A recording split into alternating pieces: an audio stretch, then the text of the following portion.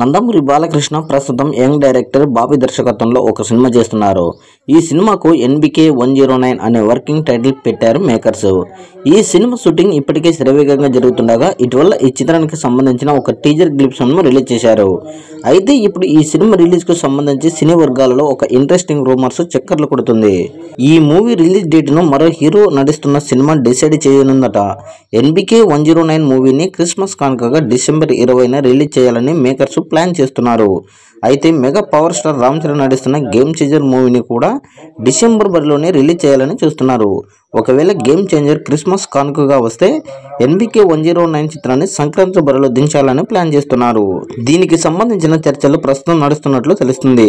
త్వరలోనే cinema release date పై clarity వచ్చే అవకాశం ఉందని తెలుస్తుంది.